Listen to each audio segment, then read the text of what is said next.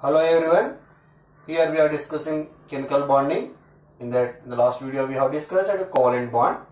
So in the present video we will discuss the bond theories. The theories explained about the covalent bond. In that the first theory, Lewis dot theory, that already we have discussed. And the second theory to explain this covalent bond formation is valency bond theory. This valency bond theory we can also call in the short form VBT theory.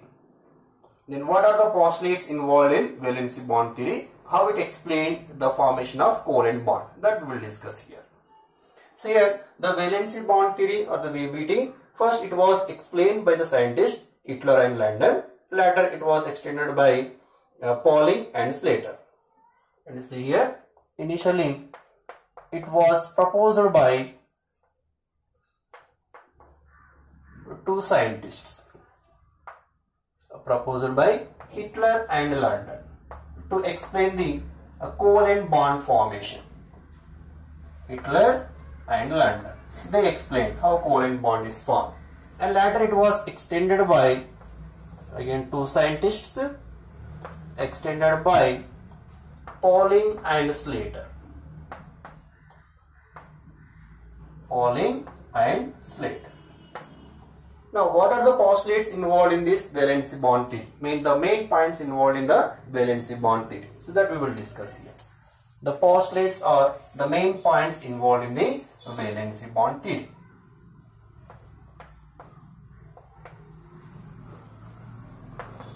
Postulates of VBT.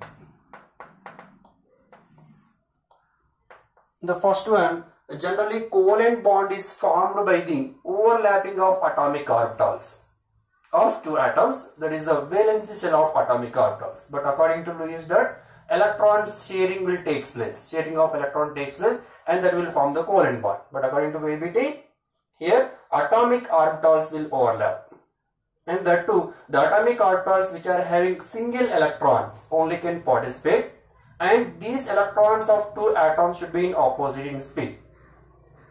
And also the bond will form in the direction in which the atomic orbitals overlap. And also here we see the extent of bond or the strength of the bond is depends on the extent of overlapping.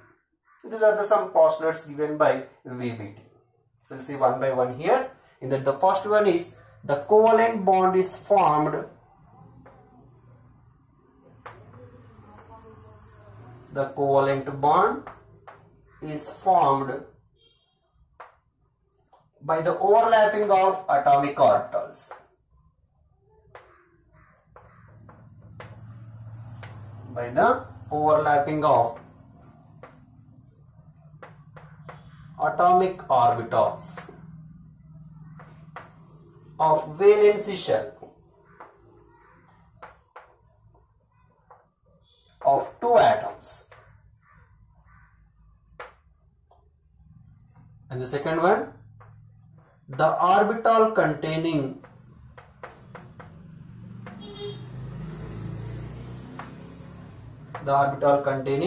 unpaired electrons. The orbital containing unpaired electrons can only participate in bond formation. It should contain unpaired electron.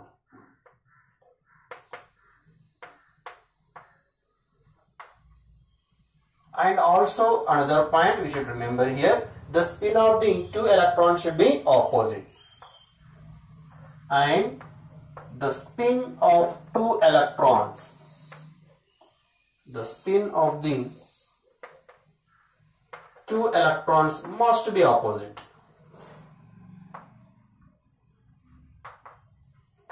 Must be opposite.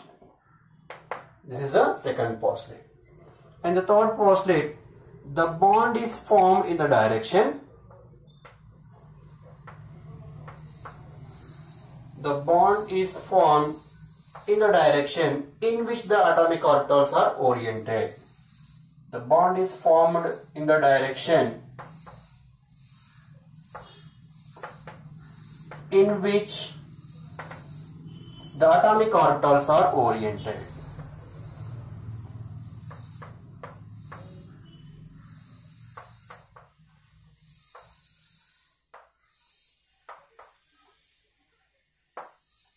And the fourth postulate here, the strength of the bond is depends on the extent of overlapping. Here, the strength of the bond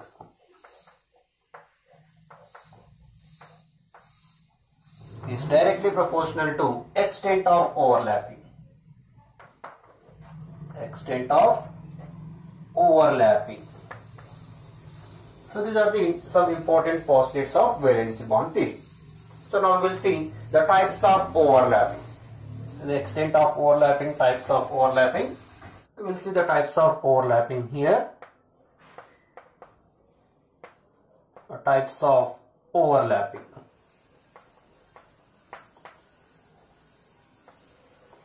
Generally, we have two types of overlapping here. One is the axial or head-on overlapping, and the second one is sideways or lateral, or also called parallel overlapping. First, we will discuss first one, axial overlapping. Axial, or it is also called head-on overlapping. Axial or head-on overlapping. So what is the meaning of axial or head-on overlapping? So overlapping which takes place along the internuclear axis is called axial or head-on overlapping. So here, overlapping which takes place along the internuclear axis. Along the internuclear axis. Internuclear axis is called axial or head-on overlapping. So what is the internuclear axis? Generally we have X, Y, Z axis. So here most of the time we will consider Z axis is the internuclear axis. And this axial or internuclear head-on overlapping generally leads to the formation of sigma bond. So it forms a sigma bond. Always sigma bond formation takes place when axial or internuclear overlapping takes place or head-on overlapping takes place. We will see some types of axial overlapping here. Then the first one is SS overlapping. SS overlapping always leads to the sigma bond formation, that is the axial overlapping. What is the SS overlapping here? S orbital of one atom and S orbital of another atom. They undergo axial overlapping. Means let us take three X, Y, Z directions. Always means most of the time we will consider Z axis as the internuclear axis. Here these two S orbital they will overlap along the Z axis. That is along the internuclear axis, and they undergo a kind of overlapping. Means a merging of orbitals. Here electron cloud of one S orbital and electron cloud of another S orbital. They will come into the contact. And this portion we can call overlapping. The merging. And that part is the overlapping. So this leads to the formation of sigma bond. Similarly, sp overlapping also forms sigma bond here. Let us take another overlapping which comes under axial or head-on overlapping. The second one, sp overlapping.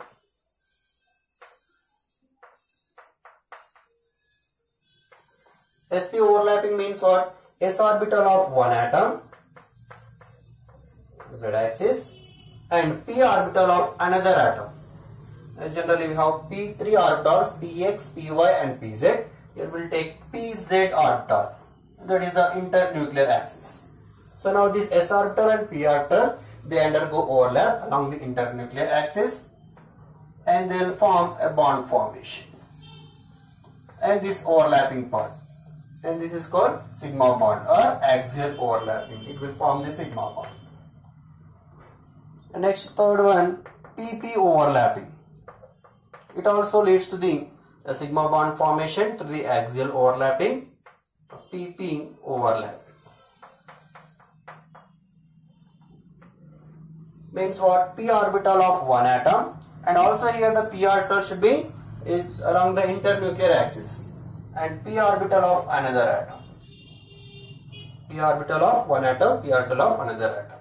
So they will overlap. Again here this is the pz and this is the pz. So they will overlap each other along the z axis. Again this is the overlapping portion. So always we have to consider pz is the internuclear axis.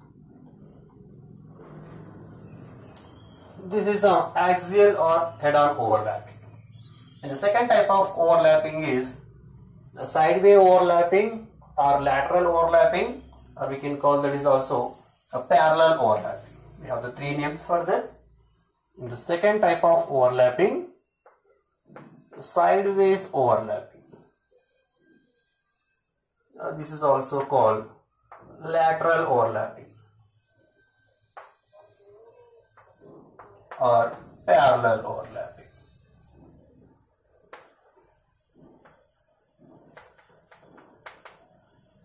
And what is this sideway overlapping or lateral overlapping or parallel overlapping? Here orbitals which overlaps above and below the internuclear axis. In the previous case axial overlapping, the orbitals overlap along the internuclear axis. Here orbitals will overlap below and above the internuclear axis. Overlapping which takes place above and below of the internuclear axis. Overlapping which takes place above and below of internuclear axis. Below of internuclear axis.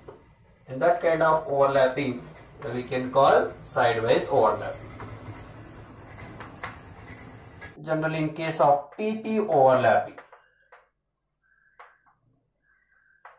overlapping, undergo sideway or lateral overlapping. PP overlapping means p orbital of one atom which is perpendicular to the internuclear axis and p orbital of another atom, and these two are perpendicular to the internuclear axis. Let us assume this is the internuclear axis Z. Then the other orbitals, it may be either px or py, and both should be the same, and the orbital should be orient along the same direction. So here px, which are perpendicular to the z axis, internuclear axis. In this case what happened? The orbitals will overlap sidewise, and these two lobes above the internuclear axis and these two lobes below the internuclear axis, they overlap each other and they form like this. This is a lateral overlap. Here above part and below part. This is the internuclear axis Z. And this is also overlapping portion. And you can see the overlapping here above and below the internuclear axis. This we can write in another form also. Here only this is the internuclear axis, and above the internuclear axis we have the overlapping between these two, and below the internuclear axis again we have the overlapping, and in between we have, this is a node, there is no bond formation. So this portion is the node or nodal plane. So like this sidewise or lateral parallel overlapping takes place, and this sidewise and parallel overlapping always leads to the formation of pi bond, and it will form pi bond. Pi bond formation takes place here. And one more important point we should remember here, that is always positive overlapping will lead to the bond formation. So here axial overlapping will use a sigma bond and the lateral overlapping will use a pi bond, but that overlapping should be the positive. So here we have again three types of overlapping, that is the positive overlapping, negative overlapping and zero overlapping. But out of these three, only positive overlapping will lead to the sigma bond formation. So here we should remember one important note. Always positive overlapping leads to the bond formation. Positive overlapping leads to the formation of bond.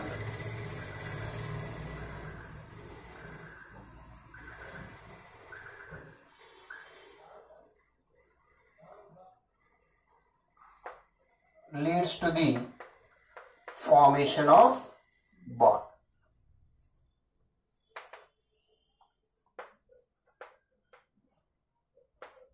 So what is the meaning of positive overlapping?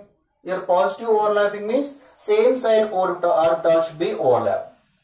Same sign means either they should be the positive or negative. Generally orbital means it has a wave function like this. A wave function contains both positive and negative sign. Let us take one orbital like p orbital. P orbital, it has both positive and negative.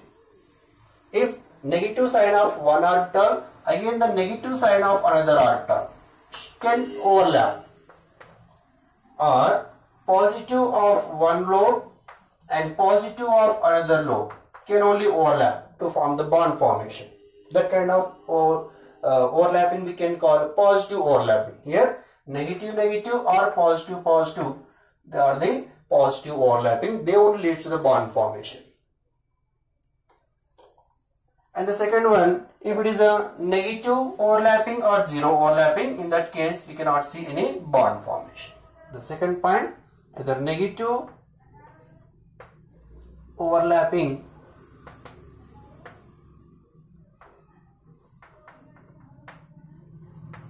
or zero overlapping.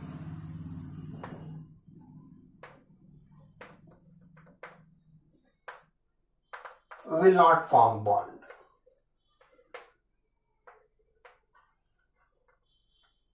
So we'll see what is the positive overlapping, what is the negative overlapping, how the positive overlapping takes place and how the negative zero overlapping takes place. We'll see one by one here. First one, positive overlapping.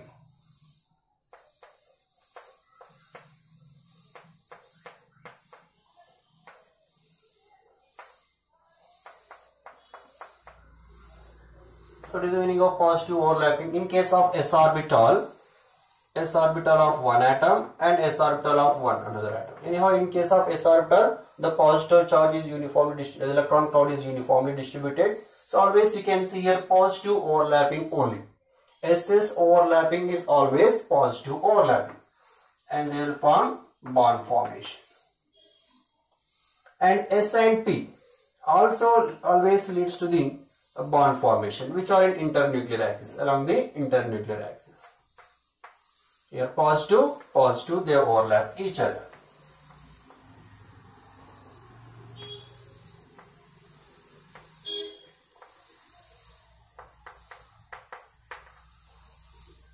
And p orbitals like this. This is positive, negative, and negative, positive, and these two will overlap, also leads to the bond formation. So this is a negative, positive, and also p orbitals which are present perpendicular, they also can lead to the bond formation. Here positive, negative, and this positive sign will overlap and this negative lobe will overlap. This leads to the pi bond formation, but this is a positive overlapping. And some other kinds here, the positive overlapping.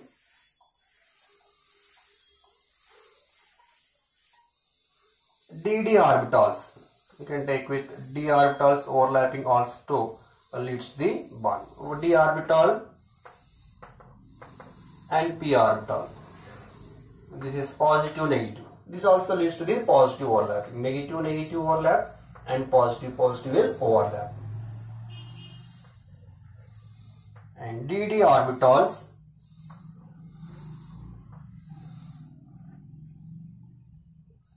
here negative, positive, and positive, negative. Similarly, you can take here positive, negative. Again, these two will overlap and these two will overlap.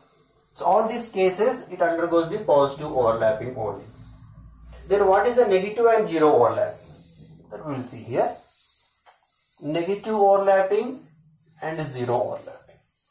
So first we will see second one, negative overlapping.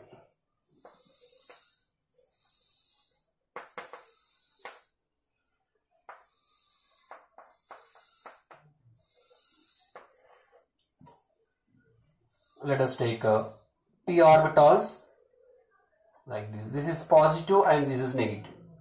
Again, the positive and negative. In this case, negative, positive, they are not the same sign. If they both undergo overlapping, there is no bond formation. Here, you cannot see any bond, no bond. They will not undergo any overlapping. And similarly, like this also p orbital we can take positive, negative, negative, positive, and this negative, positive, positive, negative. Again, they will not lead to any bond formation. And also d orbitals and p orbitals. Here positive, positive, negative, negative. If we take negative, positive, again here positive, negative, negative, positive. Again, this also will not lead to the bond formation. So these are called some negative overlappings. And what are the zero overlapping? In case of zero overlapping, the net overlapping is 0. And the third one we have zero overlapping.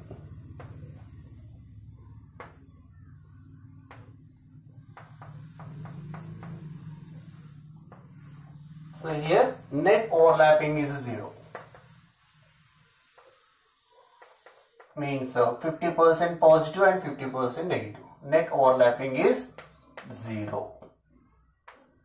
And that is called zero overlapping, like this.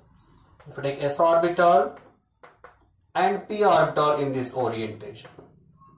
So this is axial and this is perpendicular. In this case, what happens if these both overlap each other? So some part positive and some part negative, they overlap. Then the resultant net moment, net overlapping is 0 in this case. And this kind of overlapping we can call zero overlapping. The net overlapping is 0. Next we can take p orbitals also. Positive, negative. And one is axial and one is a perpendicular. In this case also you can see the zero overlapping. What happens here?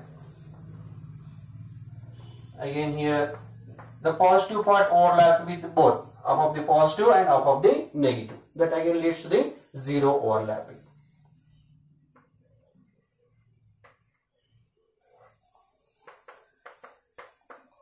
Let us take with s orbital.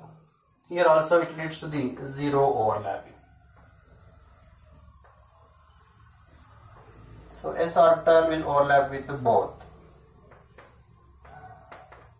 Again this leads to the zero overlapping. So this kind of overlapping we can call zero overlapping. There is no net overlapping is 0 in this case.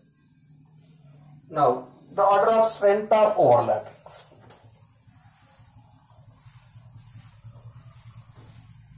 Next we have order of strength of overlapping. Which one is having more strength and which one is having less.